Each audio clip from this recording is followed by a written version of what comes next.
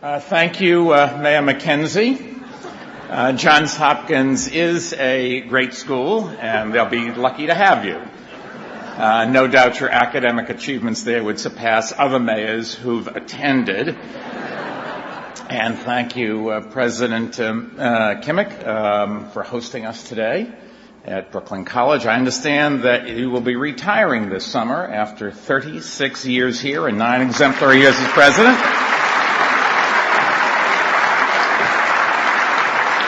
On behalf of the city, thank you for your great dedication and success. They will miss you. Speaker Quinn, members of the council, Comptroller Thompson, Borough President, Public Advocate Gottbaum. We have all of our district attorneys, Mayors Koch, Mayor Dinkins, Herman Badillo, distinguished guests, and all those watching this speech, some of you on our new YouTube channel. That is right. It may not get as many hits as that cockatoo dancing to the Backstreet Boys, but I will try. Anyways, thank you for joining us at Whitman Hall, at the alma mater of great city leaders like Shirley Chisholm and Victor Gottbaum, and famous heartthrobs like Jimmy Smits and Marty Markowitz.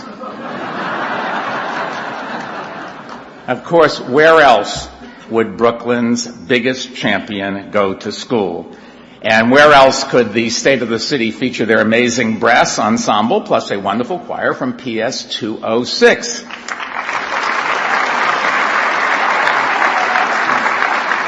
We've got everything for you here today in Flatbush, with the possible exception of dem bums, the Brooklyn Dodgers. But trust me, their spirit lives on.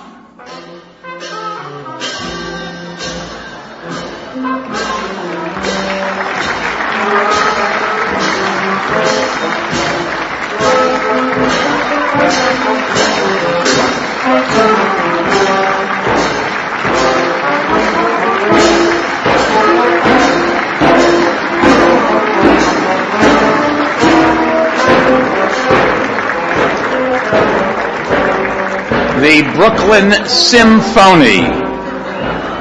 I repeat, where else but Brooklyn can you find that? Thank goodness. And where else but New York can you find so many inspiring stories of perseverance and triumph like we heard from those New Yorkers in our open video? Seriously, I'm privileged to be joined on stage today by some of the people behind those stories and by someone who has given us a monumental documentary on our story, Rick Burns. Rick, thank you.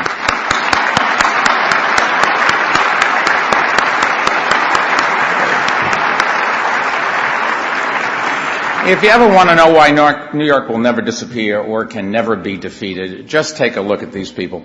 Generations of New Yorkers, from Moena and Raj, who began their life together in Lower Manhattan 5 years ago, back to Peter and Rosalie, who celebrated their 58th wedding anniversary in Brooklyn only yesterday.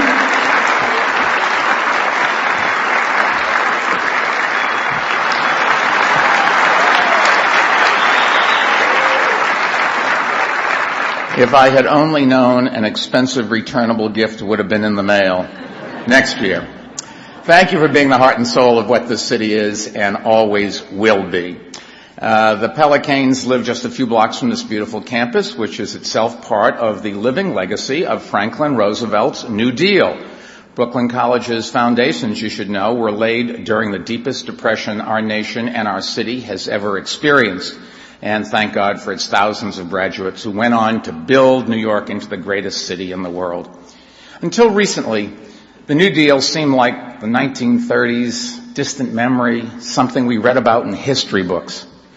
But last year, when the subprime mortgage write-down became a global financial meltdown, the bank panics returned, and today more people are worried about losing their jobs, their savings, and their homes than any time since that Great Depression. Peter and Rosalie remember those times.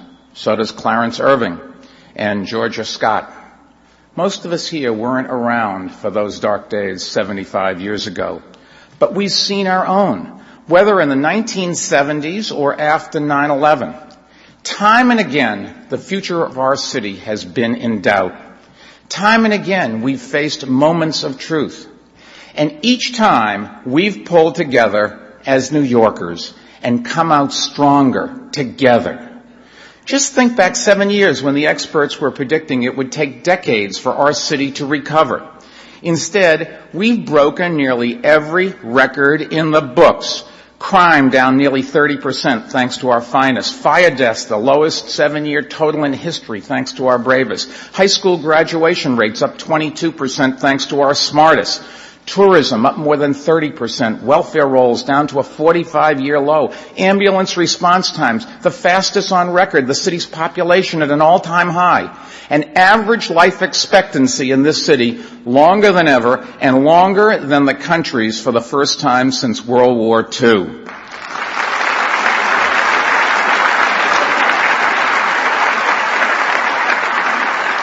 Those achievements have touched all New Yorkers in all 5 boroughs and made our city a national leader in nearly every area of public policy. But now, I think we all know we are being tested again. We don't know how bad the recession will be, but we do know it will be bad enough. Plenty bad. There's just no question that the temporary state of our city is shaken. But I'm here to tell you today it's not broken. Just look at the people on the stage and remember that the true state of our city is something much more. Strong, fuerte, resilient, valiente, united, unido, and ready to pull through this recession and bring our economy back. Juntos, como noriaquinos, as New Yorkers together.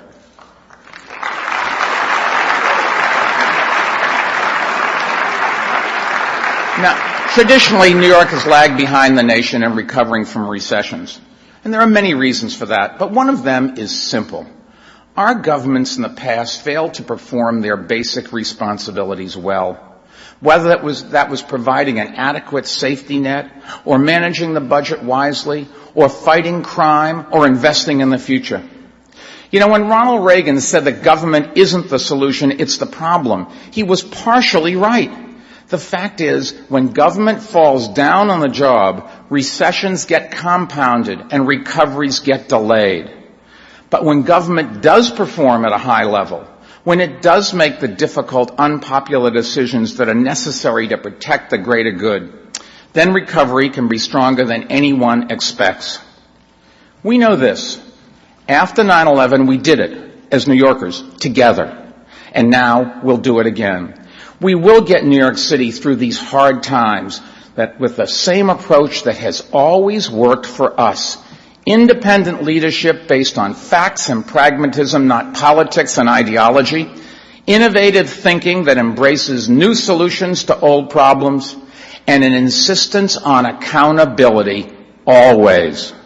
Because of these principles, we didn't pretend the good times would never end, like some governments did, including the federal government. We knew that as sure as night follows day, the market would eventually turn downward, and we prepared for it. Since 2007, we've cut planned spending by more than $2 billion. We've reduced our debt costs by $3.2 billion. We've set aside $2.5 billion for retirees' benefits. If we hadn't taken those steps instead of confronting a crisis, we'd be caught in a cataclysm. But unfortunately, even by preparing responsibly, we still face a fiscal reckoning that will involve some very painful choices. And I'll lay those out when I present the preliminary budget for the next fiscal year on January 30th.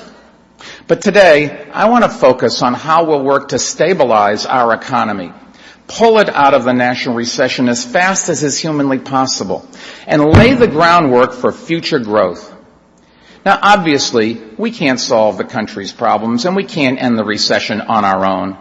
We don't have the economic tools of the federal government.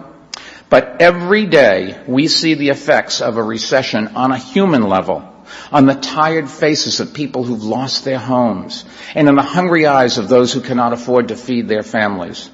Our job is to help all those who are struggling, help them improve their chances for a job, for keeping their homes, for making ends meet, and to do it all without new funding, because the city just doesn't have the money. Rather than spending new dollars, we have to redeploy resources and repurpose budgets, and we will. Today, I want to share the economic recovery strategy we've created to provide that help. Our strategy has three parts. One, spurring and supporting job growth in all 5 boroughs. Two, strengthening the quality of life in every neighborhood so recession does not lead to disinvestment and abandonment as it has in the past. And three, stretching every dollar further and holding agencies accountable for delivering results for the New Yorkers who need them now more than ever.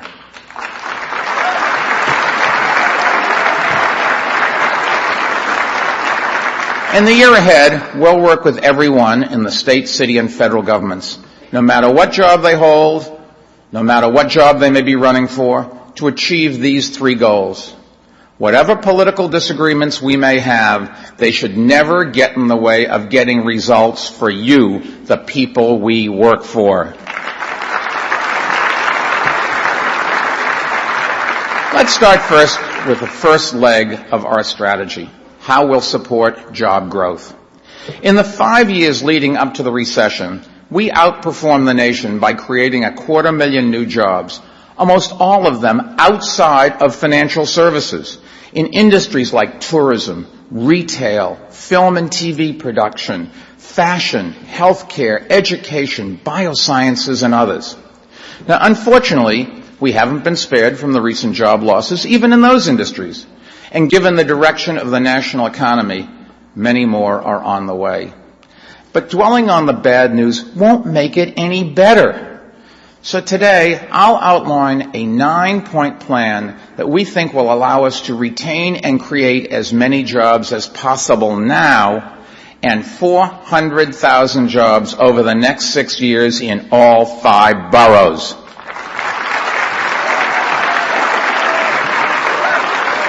Here are the 9 points. First, we'll continue investing in new infrastructure. In past recessions, too often city governments stopped investing in infrastructure. We're not making that mistake. No way. This fiscal year, we're funding a record $10 billion in capital projects, creating more than 25,000 construction-related jobs that pay good wages and strengthen the middle class. Projects like digging the number 7 train extension to Hudson Yards, breaking ground on a new police academy in Queens and a new police precinct on Staten Island, building 2 new libraries on Staten Island, 2 more in Queens and 1 here in Brooklyn, undertaking a major renovation of the Queens Museum of Art, returning McCarran Pool in Williamsburg to its former glory, and opening the first section of the world's most innovative park, the High Line in Lower Manhattan.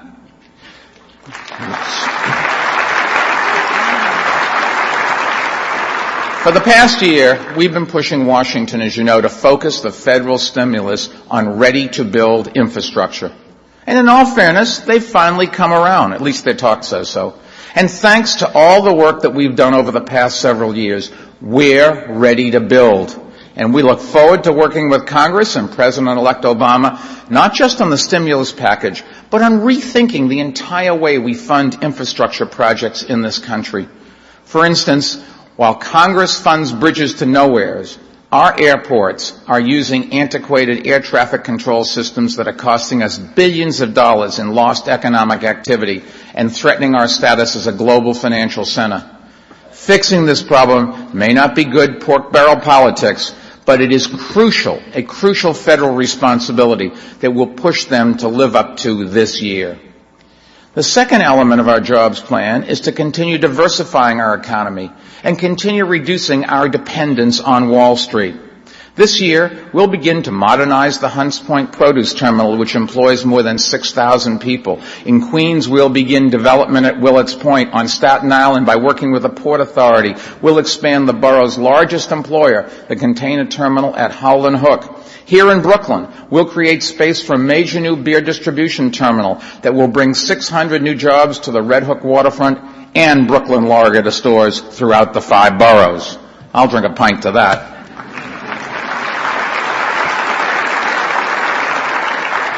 Around the city, we'll continue investing in our cultural institutions that brings millions of tourists and support hundreds of thousands of jobs. And around the world, we'll continue marketing our city as never before so that we can attract the biggest and best events, like the NAACP's 100th anniversary conference, which is coming to New York this summer to celebrate in the city where it was founded.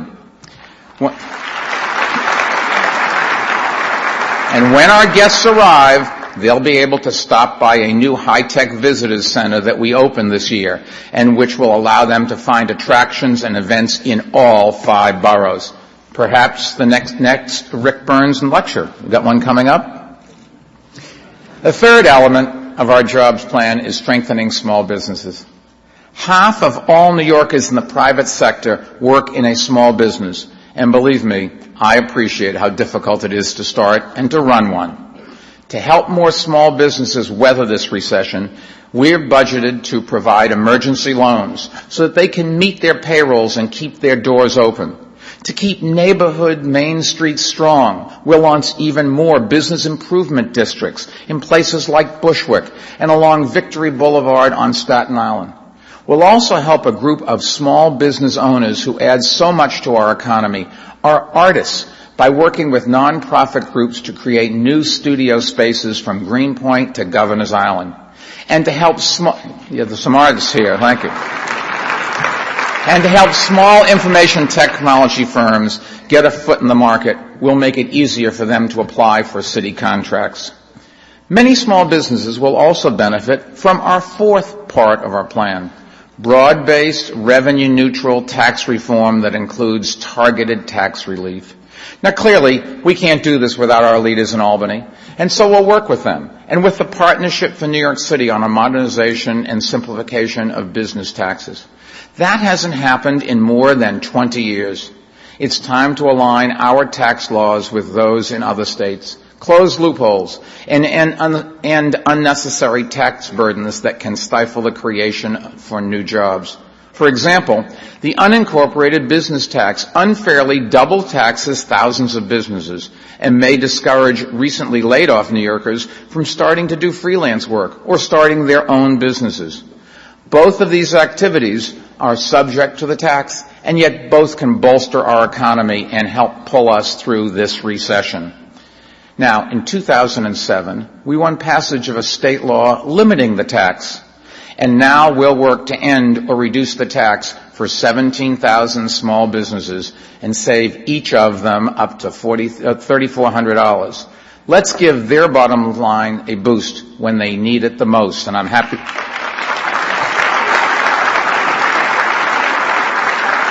And I'm happy to see that the new head of the state Senate, Malcolm Smith, is with us. Malcolm, your job now. We'll also work with Albany to change other tax policies that discourage local job creation. We can't take our competitive position for granted anymore. That mistake was made in the 1970s, and we can't afford to make it again. We are going to do everything possible to make it easier to do business in the city and with the city, which is the fifth part of our jobs plan. This year, our Business Express website will for the first time allow one-stop shopping for city permits, making it easier and faster to start or expand a business. We'll bring together all the city agencies that work with housing and commercial developers and hold them accountable for avoiding delays. And for the first time, we'll put illustrations of developers' plans online to make it easier for community residents to review projects in their neighborhood. We'll also reduce the costs and delays for small property owners seeking environmental reviews without giving up one iota of environmental protection. The idea that environmental protection and economic growth are diametrically opposed is so 1990s.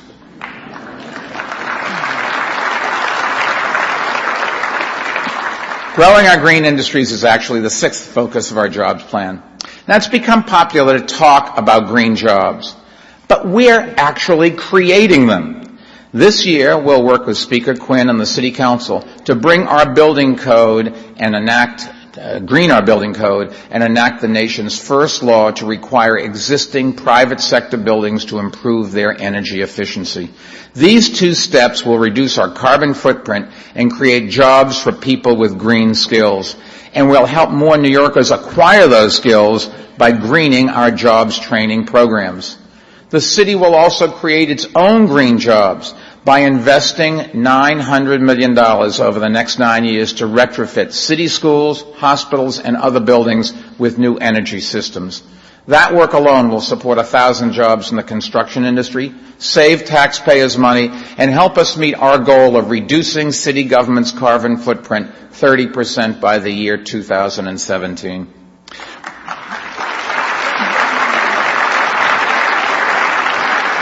We'll also begin encouraging more investment in wind power by identifying the best places to generate it. And through installations on city buildings, we'll more than double our production of solar power. It's all part of Plan YC, our vision for a greener, greater New York. And it's part of our effort to become the leading city in sustainability. If we achieve that, we'll also become the global center for a host of green businesses that are focused on energy efficiency, recycling, smart transportation, and so many other areas. We could become the Silicon Valley of sustainability. Sustainable development is a good example of an industry where jobs will become available, but only if you have the right skills. And that's the 7th part of our jobs plan. Helping more New Yorkers acquire the skills prized by industries that are actually hiring now. In just a few short years, we've taken the city's Workforce One career centers from placing 500 people in jobs per year to placing more than 17,000 people per year. Now, some might expect a recession to reduce job placements. But we're determined not to let that happen. So we're increasing our job placement goal this year to 20,000 jobs. And yes, Whoop is right, and we'll meet that goal by opening new workforce centers, by streamlining the patchwork of job training programs that various city agencies run. In a recession, we have to take extra responsibility to do more job training more effectively, and we will. The eighth piece of our job plan centers on encouraging work. 3 years ago, we created the Center for Economic Opportunity to find innovative new ways to fight poverty. And the best way, of course, is encouraging employment. But in a recession, it's easy for job seekers to get discouraged. So we'll work to pass a federal pilot program to make New York City a proving ground for expanding the Earned Income Tax Credit. Here's our proposal. Very simple. More work, more cash, but if you have kids, you got to pay your child support. We'll also seek federal funds for a pilot program offering after-school jobs to struggling students if they stay in school.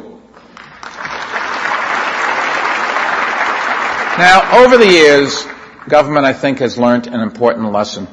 Stripping benefits away from people when they take a job discourages them from working. And that's just wrong. Doesn't make any sense. So our new Jobs Plus initiative will train public housing residents for higher paying jobs without making them pay higher rents.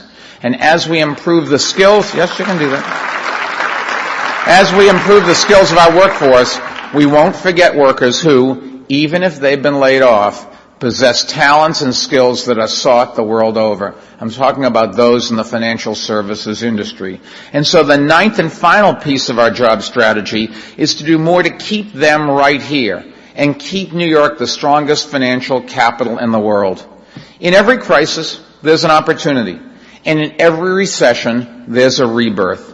And our Small Business Service Agency and our Economic Development Corporation will work together to help laid-off workers connect to startup firms and small firms in other industries by launching new job training programs.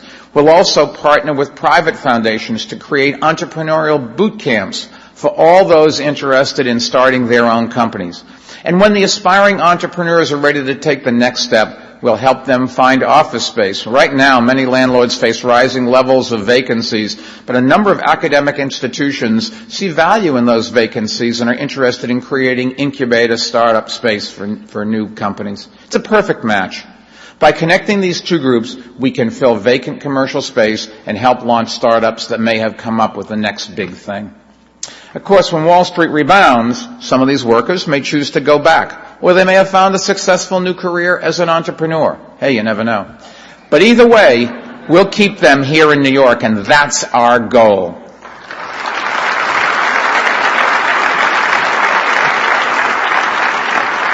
We'll stimulate entrepreneurship in other ways as well. For instance, we'll provide additional seed funding to high-tech startups. Right now, across the whole city, only $40 million in private money is being spent on this kind of angel investing. And yet there's a huge demand for it. So our Economic Development Corporation will find $3 million in its budget to attract new private angel investors. And that will allow us to increase the pool of available financing, leveraging up to another $10 million net, or a 25% increase. We'll also redeploy more than $30 million in federal incentives to attract new financial services firms. Now, will this broad 9-point plan be enough to cure all of our economic ills? Of course not. That will only come as the nation's economy eventually recovers. In fact, the best thing that we can do for Wall Street and for every corner store in the city is, I think, the second leg of our economic recovering strategy. That is, continue to improve the quality of life in our neighborhoods. And make no mistake about it, we will. It all begins with public safety, the bedrock of society that makes economic growth possible. Today, according to FBI statistics, we remain the safest big city in the country, an achievement we should never take for granted.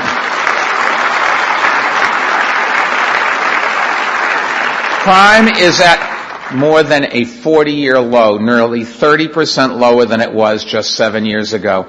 And let me tell you what that percentage really means. It's not just numbers. It means that if crime levels from 2001 had remained constant, there would have been more than 78,000 individuals, families, and businesses robbed or burglarized.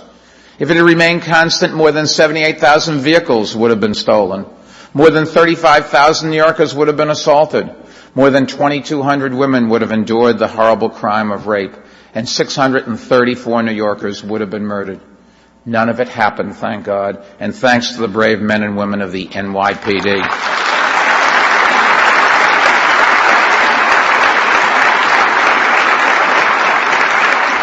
With innovative programs and tools like Operation Impact and the Real-Time Crime Center, they've achieved what 7 years ago, remember, no one believed was possible. This year, I'm happy to report, we're off to a good start. Crime is down 20% in the first 2 weeks of January compared to a year ago. Now, I know we have a long ways to go in the year, but I'd rather be down 20% than not down 20%. To retain as many jobs as possible, we must continue building on these gains and continue having zero tolerance for quality of life crimes. So let me make you this promise now.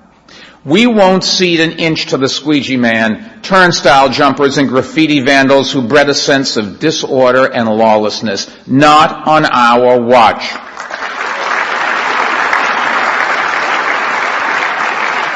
Beginning this month, we'll step up our enforcement efforts against quality of life criminals, and we'll start by identifying the 12 worst repeat quality of life offenders in each borough. We're going to call them the Dirty Dozen. Our criminal justice coordinator, John Feinblatt, will work with the 5 district attorneys to make sure prosecutors and judges know about those worst of the worst and seek the maximum possible penalties. We'll also propose a new state law increasing the penalties for these repeat offenders. Very simple if we get this law passed. Commit 6 or more quality of life crimes within a year, and your next one would be a felony, and the revolving door would slam shut.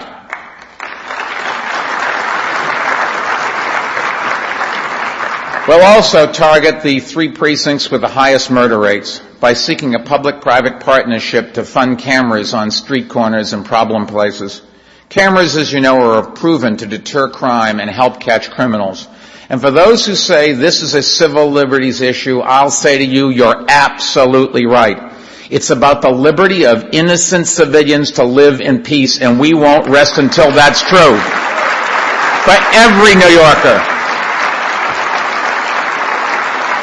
We'll do more to drive crime down further at public housing sites by using GPS technology to enforce court orders and protecting gangs members from setting foot on public housing property. To build on these gains, we've made reducing domestic violence that we have made in reducing domestic violence. We'll open a new family justice center in the Bronx, like the one we created in Brooklyn and Queens, which have become national models, and we'll develop a computed database enabling the NYPD to step up home interventions and save more lives.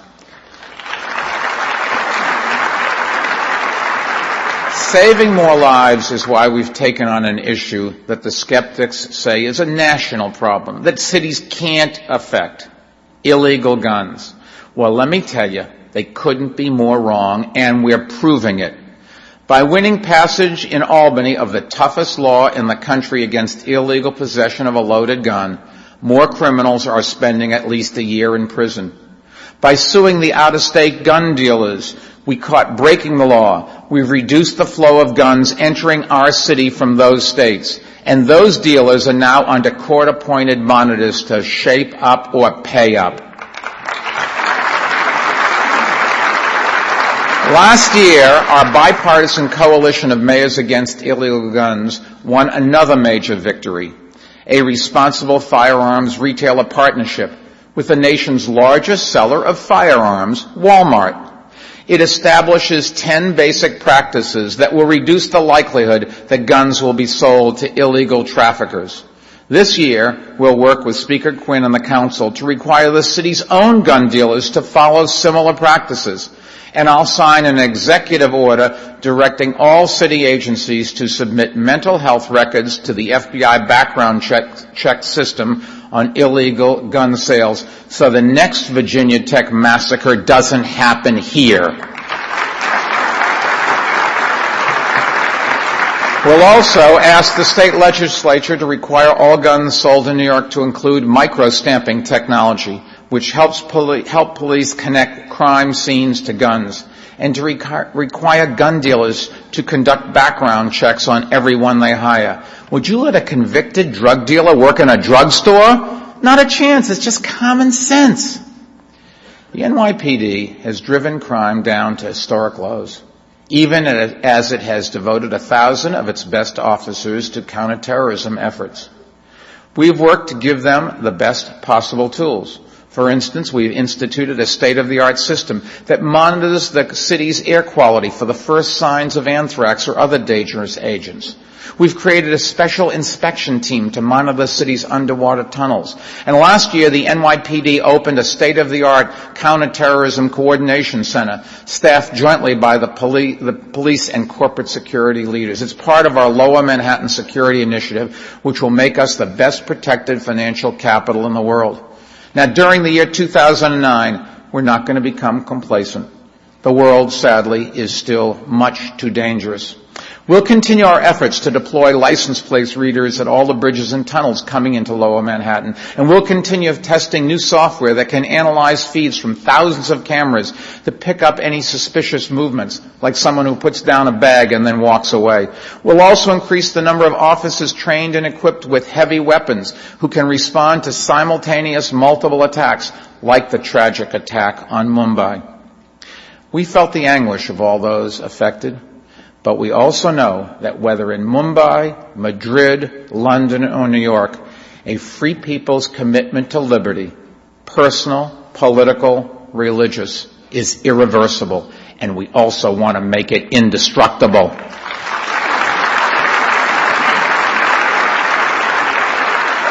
Our men and women in blue are helping to do that here in New York, and some of them are serving overseas as well.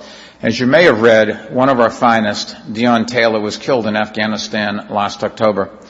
His younger brother, Dimar, is also a member of the NYPD, and he's here with us today. Dimar?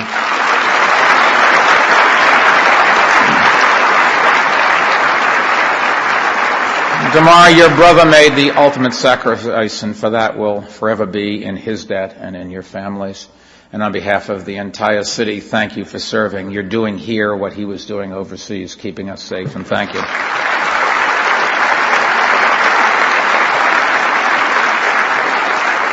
In the year ahead, we'll do more to prepare for and respond to emergencies of any kind, whether man-made or natural.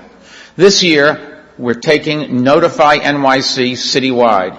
Anyone in the city will be able to receive phone and email messages with important information.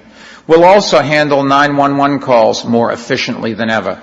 This year, we'll open a new fire and police dispatch center that is part of the biggest overhaul of 911 since it was created in the 1970s. Safe streets are so important to our everyday lives and our economy. But they're not the only thing needed to build strong communities that are attractive to the middle class and those working to enter it. That also requires building affordable housing, preserving the character of neighborhoods, and opening parks and playgrounds. And I'm happy to say that this year, in spite of the budget, we'll do more of each. We've already passed the halfway point in the country's largest affordable housing plan, 165,000 units for 500,000 New Yorkers by the year 2014. And I just want to tip my cap to the guy who really deserves most of the credit for this, Sean Donovan.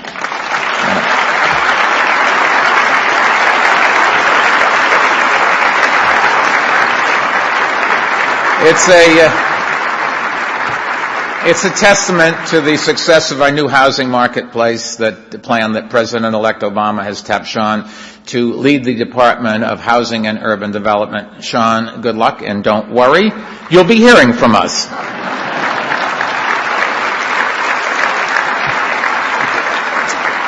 This year in Coney Island, Willets Point, Hunters Point South, we'll lay the groundwork for thousands of new jobs and affordable homes. All, I'm happy to say, well served by mass transit. At the same time, we'll designate a new landmark district in Ridgewood, and we'll landmark more districts outside of Manhattan than any other administration has ever done. Here in Flatbush, we'll rezone the area, not only to create more affordable housing, but also to protect its distinctive Victorian charm. Brooklyn may have lost the Dodgers, but we'll make sure its neighborhoods never lose their character.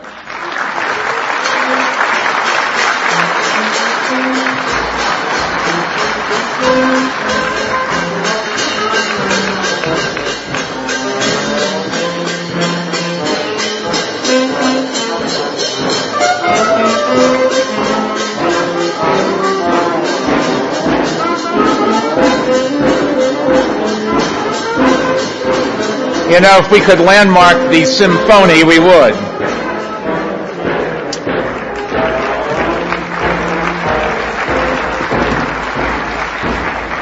As we build for the future and protect the past, we'll also do more to help those facing an immediate crisis, the traumatic prospect of losing their homes. During the 70s, one abandoned house could set off a disastrous domino effect in the community. Well, let me tell you, we're not going to let that happen again. We've learned our lesson. Last fall, we announced a $24 million fund paid for with federal dollars to buy, renovate, and resell recently foreclosed homes. Now, as I announced yesterday with outgoing HUD Secretary Steve Preston, by working with our private and nonprofit partners, we'll increase the funding to $62 million, with more on the way if necessary. We'll propose, yes, it does deserve a round of applause, and Chris Quinn's leading it. And we'll propose state legislation that will make it more difficult to commit mortgage fraud and improve the chances of restitution to victims. The housing crisis is bad enough without thieves scamming innocent homeowners. We'll also protect a precious asset that belongs to all New Yorkers, our park system. Over the past 7 years, we've created more than 300 new acres of parkland across all 5 boroughs.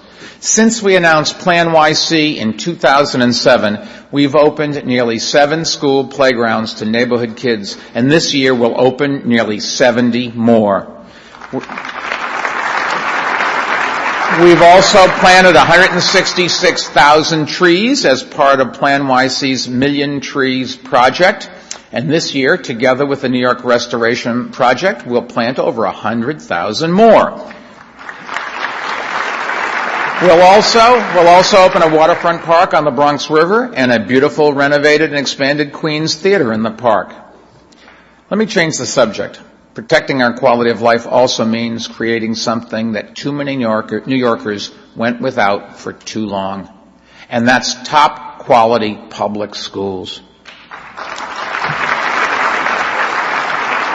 The state legislature's wise decision in 2002 to abolish the old Board of Ed allowed us to raise standards and hold everyone accountable for meeting them. We went from endless excuses for failure to high expectations for achievement, and the numbers speak for themselves. We've cut $350 million from the bureaucracy and directed it where it belongs, the classrooms. We've created bonuses for high-performing teachers and principals. We've closed dozens of failing schools and opened 354 new ones, including 63 charter schools. We've created 66,000 new classroom seats. We've added 25 minutes to the school day, the equivalent of about 25 more school days a year. We've cut school crime by 34%, and we've ended the politically convenient but disastrous policy of social promotion. And let me tell you, none of that would have happened without mayoral control.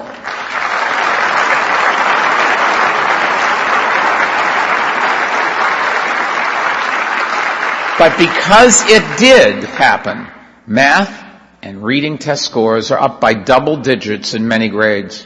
Graduation rates are at an all-time high.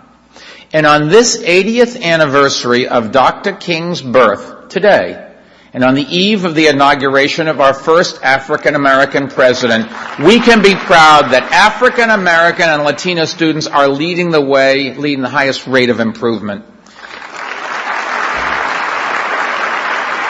If ever there was a case of, if it ain't broke, don't fix it, this is it. And in the months ahead, we look forward to discussing the progress we've made with our leaders in Albany and listening to their concerns. And I believe that once again, they will do the right thing and reauthorize mayoral control for the sake of our children.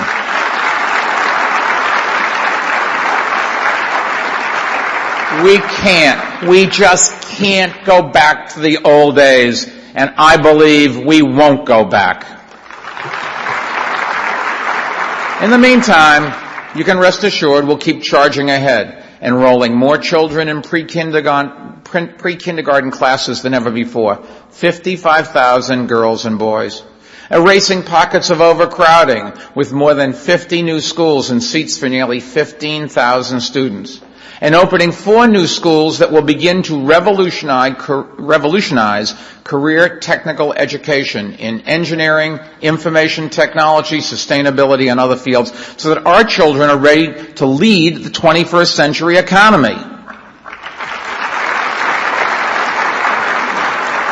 One of our most ambitious school initiatives this year will involve our most important partners, and that is parents.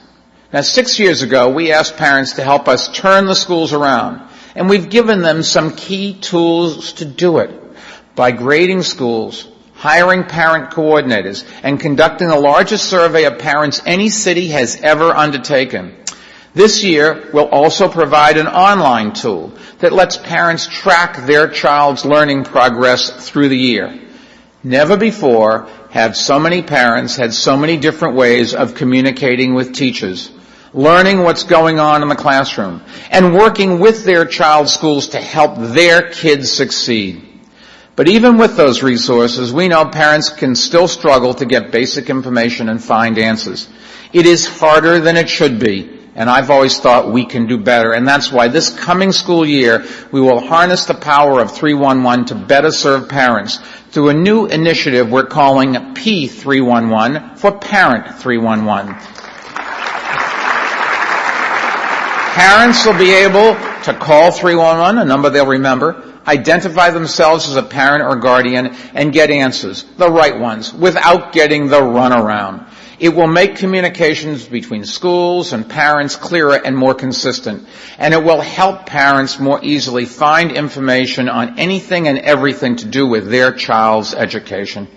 Parents, we can't do it without you, but together our kids can do anything they dream.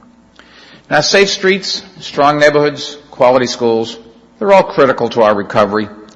But just as families are scaling back and stretching dollars further, we all know that government must do the same.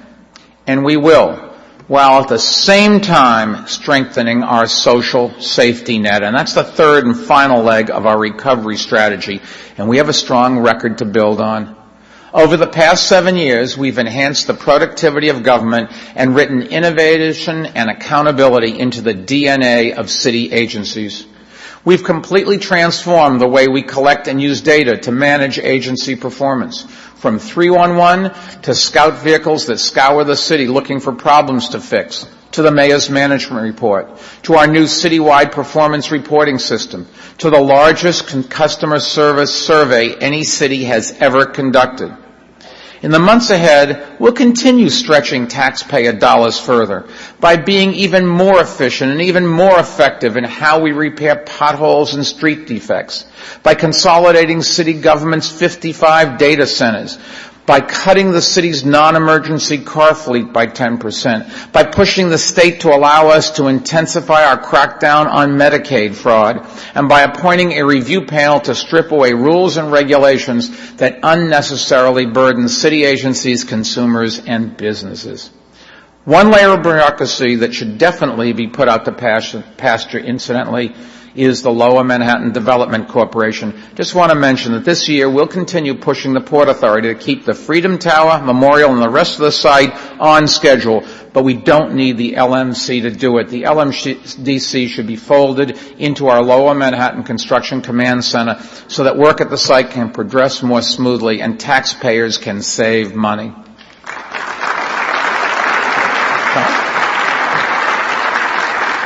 To drive down the cost of public construction, we'll implement reforms to increase competition for contracts. Even bigger savings would result if the state legislature adopts Governor Patterson's proposal to reform, or better yet, repeal the antiquated WICS laws. The special interests want to keep it, but let me tell you, you're paying for it. It adds to the public construction costs while reducing opportunities for minority and women-owned businesses to win subcontracts.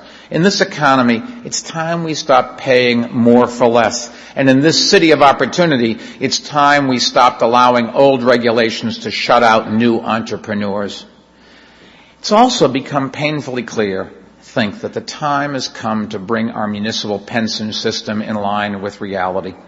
And the reality is, people are living longer and longer, yet we're still offering full retirement benefits after only 20 years of service, something even the most generous private sector companies don't do. It's costing taxpayers a fortune, and they're not getting any services or benefits from it. The reforms that Governor Patterson and I have proposed would save taxpayers $7.4 billion over the next 20 years. Now, if you remember, Government Kerry and legislative leaders stepped up and adopted pension reforms during the crisis of the 1970s. It's time. It's our turn. Let's fix the problem before it's too late.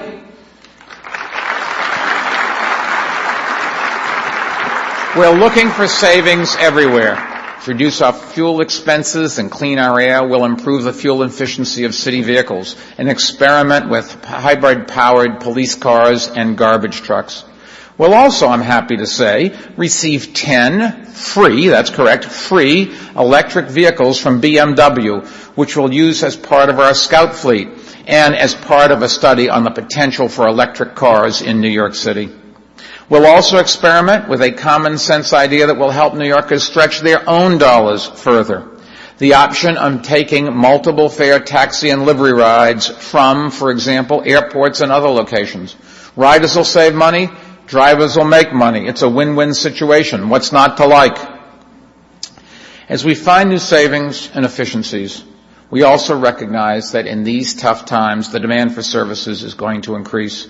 And let me tell you, we are not going to walk away from our commitment to help those most in need. But even here, we can do more with less. We have to, and we will. For instance, we'll do right by homeless families and save taxpayers money by helping them leave shelters more quickly. Right now, the average stay is 1 year. That's not healthy for children or parents, and it's certainly not good for taxpayers. By restructuring financial incentives for shelter operators, more families will return to their home communities more quickly. And that's good news for everyone. The nonprofit sector, as you know, is a vital part of our economy. And just like city government, many organizations face the problem of rising demand and diminishing resources. So we're going to help. By developing a strategic plan will allow us to provide them with technical assistance on how to do more with less, that will improve their access to loans, and that will make it easier for them to do business with the city.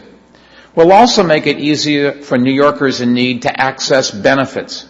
Over the past 7 years, we've created online applications for many services and benefits, and this year we'll do it for seniors seeking rent exemptions.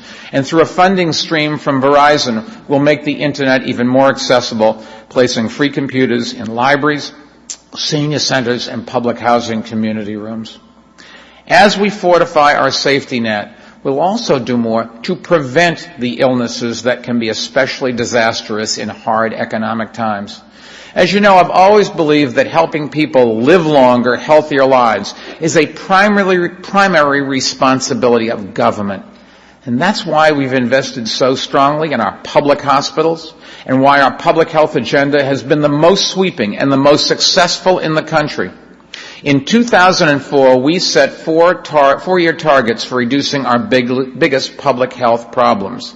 In a number of areas, we've met or surpassed our goals, from dramatically reducing smoking to increasing the number of New Yorkers who have a regular doctor. Many of these doctors, you should know, also now have access to electronic health records, which can literally save lives in poor communities. In Washington, all of a sudden they're talking about electronic health records. In New York, we're doing it. It's installed and it works. Today, I'm announcing ambitious new targets for our public health agenda. Since 2002, we've cut AIDS-related deaths by more than a third. Over the next 4 years, we'll cut those deaths another 20%. We'll reduce the number of New Yorkers who die young from preventable heart disease, our leading cause of death, by 20%. And by making good nutrition and healthy lifestyles the norm, we'll begin to reverse the obesity epidemic that's been robbing too many of our children of their futures. These futures, even with the latest economic news, I think are brighter than ever. The three-pronged strategy, the recovery strategy I've just outlined, will help us build that future if we work together. Now, no city understands the value of cooperation and the power of civic unity more than New York. Rick Burns talked about it. And that brings me to the final component of our recovery strategy, one that touches all others and that every New Yorker can participate in, and that's public service. Over the past 7 years, we've worked to engage more New Yorkers in giving back through the Mayor's Office Volunteer Center and the Mayor's Fund, which has raised more than $157 million for some of our most innovative initiatives, like the Leadership Academy for School Principals and the Center for Economic Opportunity. Public-private partnerships have been essential to our success. And now, as the city tightens its belt further, we'll need the help of public-spirited citizens and business more than ever before. And that's why today I'm directing First Deputy Mayor Patty Harris to report back in 60 days with a blueprint for engaging more New Yorkers in public service.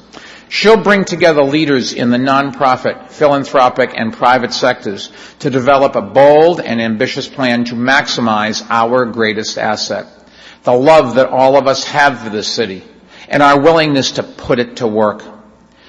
President-elect Obama has said that he will challenge the nation to embrace a new era of public service, and New York City should and will lead the way.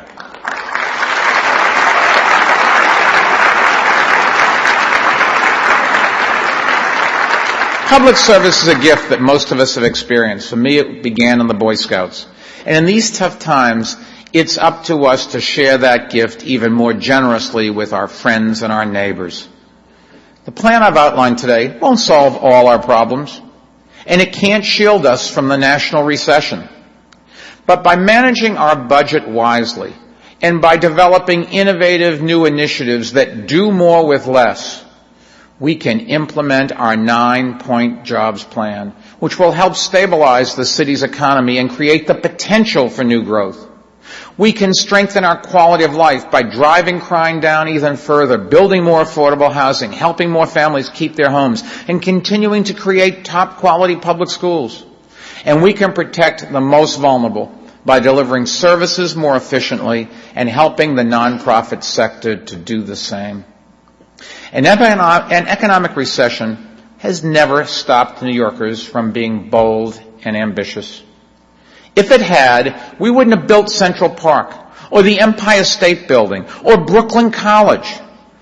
Over the history of our city, no matter how severe the blow we've been dealt, no matter how uncertain our future, we've always found the strength and the optimism to rise to new heights as New Yorkers together. No one better exemplifies that than the man who is responsible for building the college where we sit today, Franklin Delano Roosevelt. We all know how in his first speech as president, FDR reminded us that the only thing we had to fear was fear itself. But you may not know that on the last full day of his life, he wrote this: "The only limit to our realization of tomorrow will be our doubts of today." Those are the words of a true New Yorker. A New Yorker like the several longtime residents on stage I introduced you to earlier. But as I close, I want you to meet two others, two more recent arrivals, which I think tells you everything about this country and this city. Two people who make you realize that no matter how hard the year gets, no matter how down we may feel, we can all remember that we really are lucky to be here in New York, the greatest city in the world. Let me introduce you to Yan Fei and Chen Fei. And today they're joined by their father and cousins. Thank you very much for coming. 5 years ago, they moved to Sunset Park from a small town in North China, from a village of 3,000 to a borough of nearly 3 million. The family came, like millions before, to have a good life, to have a far better future than they could imagine anywhere else. Wasn't easy at first. No English and no friends. But it's better now. It feels more like home. Chen is studying to become an accountant here at Brooklyn College, and Yan hopes to return to school to become a nurse or acupuncturist. Till then, she works 7 days a week at a senior center and a nursing home. And just last week, I am proud to tell you, she became an American citizen.